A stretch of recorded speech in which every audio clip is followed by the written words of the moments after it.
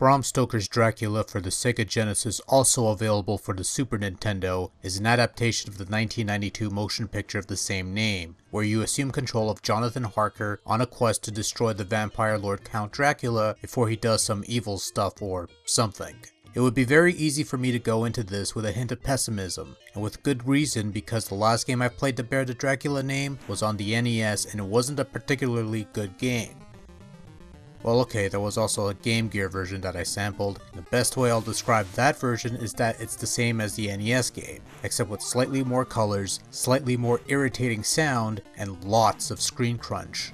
With this Genesis iteration, however, things are looking up for Jonathan Harker and his strange-looking headgear, and by looking up I mean only a neck up, but anything up is better than nothing, I suppose.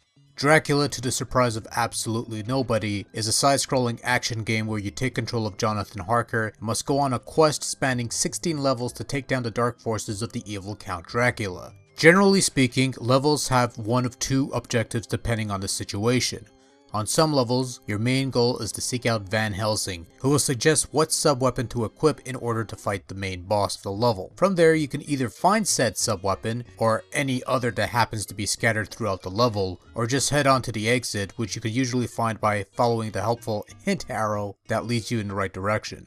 At which point, the following level usually just requires you to reach the boss and kill him. Funny thing is, these kinds of levels have these checkpoints that you have to light up so that when you die you respawn at the last checkpoint you lit up, but during the fetch levels where you're looking for the sub-weapon, when you die you generally respawn at the last point you died. It usually depends on the level, but this is just baffling.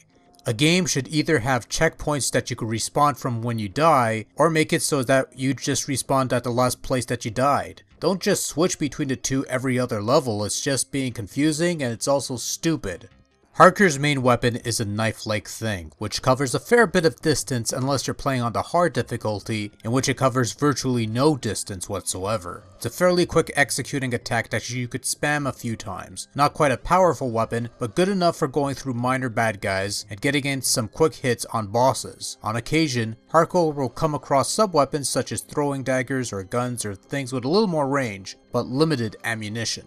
For the most part, Dracula is fairly standard platforming fare, but there's a couple of bits that takes the package down a notch or two, such as the hidden spear traps that spring up almost instantaneously once you're in close proximity. These things are scattered throughout the game and are perhaps the biggest nuisance to Harker since there's little defense against them. Sometimes you could see them coming, time your approach, that sort of thing, but then there'll be instances where the traps are positioned in such a way that you'd have no choice but to take a hit or two for the home team. And this sort of thing happens more often than not, especially considering the small window of invincibility that follows each hit. The end result is a contributing factor to many a cheap deaths, and you only have a couple continues to resume your quest. Enemies also appear in the most awkward of places, almost to the point of screwing you over. You fall down a certain hole, the coast is clear, next thing you know, a ghost appears out of nowhere and bam, damage you shall taketh. It's one thing to kill an enemy, move a couple inches, turn back, and the enemy's back to life. It's another if you're cruising along a hallway and suddenly a ghost will appear out of nowhere and without warning. It's these kinds of situations that make the game a tad more difficult than it should be, almost in a cheap kind of way. Unlike the spear traps, it is manageable, but god damn it, man. Bosses are odd in this game for some reason. Some of them are easy, some of them are hard, some of them are out of place, like this fire-breathing dragon. I don't remember that from the movie. Actually, I don't remember any of these things being giant in the movie. Speaking of giants, why exactly do you have to seek out Van Helsing so that he can suggest a sub-weapon to acquire before heading on to the exit? Why couldn't you just head to the exit? Do we really need to artificially lengthen the game by adding this completely superfluous bit? Oh well. At the very least, control is fairly decent and responsive, you have some decent jumping power, your knife weapon executes quickly and easily, and you do have a button for sub-weapons, so there's no weird button command like some other game featuring Dracula. You have options to toggle the game with, number of starting lives, number of starting health, difficulty select which determines your starting lives and health, and even your attack range. So even with some of the sticking points, Dracula is at the very least playable for the most part, and that's a good thing if nothing else. It just has some quirks about it that makes it a pain in the ass to play, but you could still technically play it. It's not quite terrible if that makes any sense. Visually speaking, Bram Stoker's Dracula looks the part, but good god, there's a lot of earth tones here.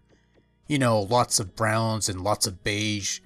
Actually, looking the part might be too generous an observation, because Dracula in general looks pretty bland for the most part. There's probably one or two instances where the game captures the somewhat grim atmosphere of the movie, such as the segment where you're being chased by the brides of Dracula in this foggy segment, but for the most part you're either navigating these dull brownish colored interiors or not quite eerie forest or grayish tunnels. It's funny because as bad as the NES version was, it at least managed to nail the gothic tone of the movie, whereas with this Genesis version, barring a few levels, but for the most part, they just went with brown and boring. The characters are large and decent looking, if not a bit cartoonish, but otherwise they look fine. The book transitions are rather nice, and the opening segment certainly sets the tone for the rest of the game. It's just unfortunate that said tone is immediately obliterated due to the earth tones and bland settings. And then Castlevania Bloodlines came along a year later, and all was well in the universe, but that's not important. In terms of audio, it's a bit of a mixed bag. The sound effects are pretty average in general, with some additional voice clips of shrieks and things of that nature, your usual scratchy voice quality, but that sort of adds to the atmosphere. Music is decent. Nothing mind-blowing, nothing amazing, only one or two standout tunes, but they're good enough to at least fit the material at hand, and there's nothing remotely terrible that will make your ears bleed. On a whole, sounds middle of the road at best, and not much more than that.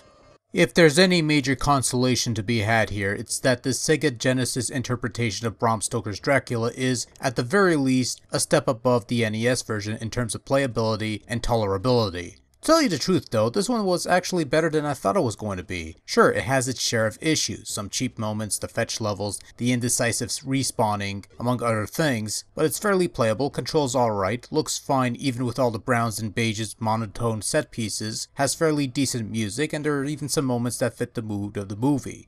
All in all, Dracula's fairly average fare at best, and at worst, it's at least playable and tolerable. It's not a must-have by any means, but not bad for a cheapo pickup. You could do much worse than this game.